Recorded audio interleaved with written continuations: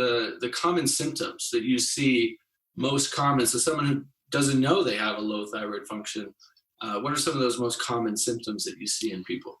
Well, it's funny because there are common symptoms, typical things like, if you find you're cold all the time, if you have trouble either, losing or gaining weight, like, some people think about weight gain as like, oh, I'm just having, I'm just gaining some weight. Maybe I'm not eating right or whatever. But sometimes, no matter what, I've had clients, no matter what they try, they'll have issues losing weight. And that's a big piece I think people don't think about is even other symptoms like,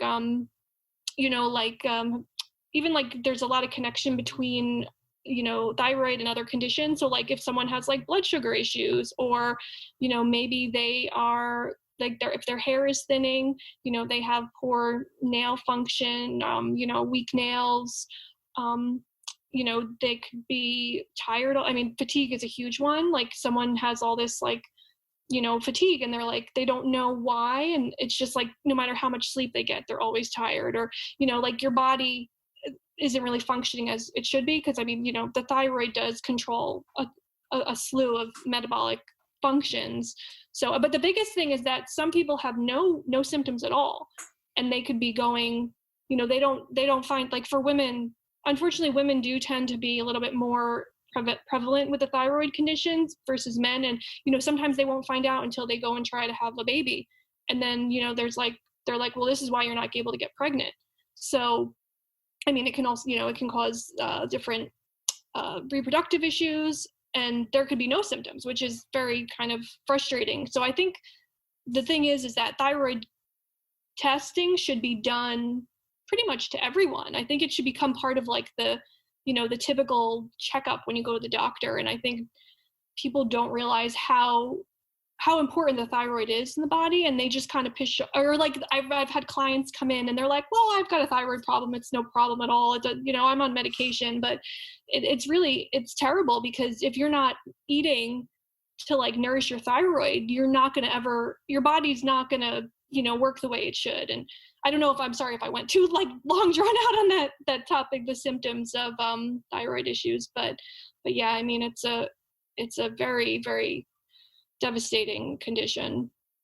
Yeah, and I love the idea of everyone getting a checkup on their thyroid function. Do you when people are consulting with you, is there a test they can take, or do they need to go to their doctor?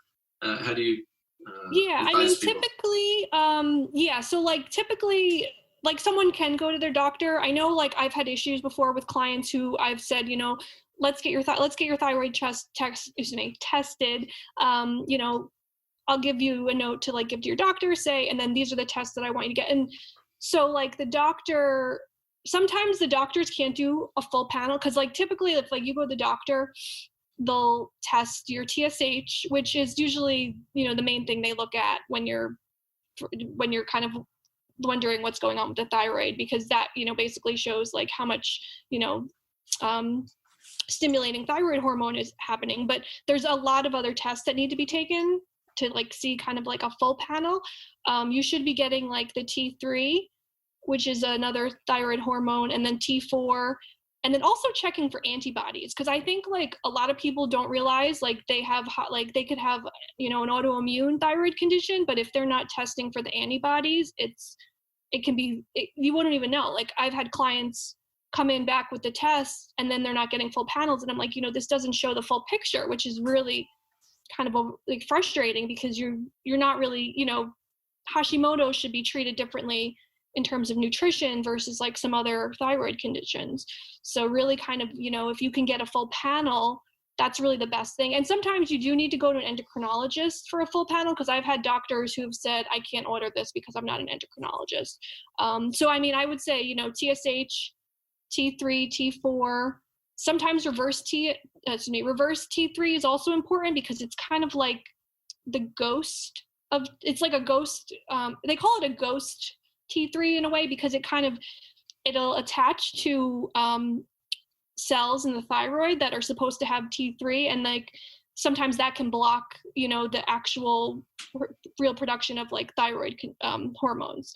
So getting that tested is also kind of important. And then I would say, the antibodies for the thyroid, like, I think it depends on where you read, because I've read other things that have had other, like, more tests that you need to get. But I mean, if you can get those 5 tests, that's probably like a good place to start, just so you can get a full like picture of your thyroid. We hope you enjoyed this short excerpt from the Health and Healing Club.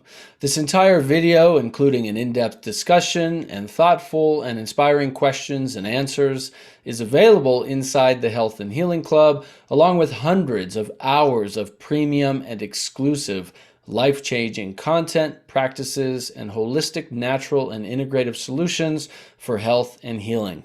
You can start your free trial today at healthandhealingclub.com.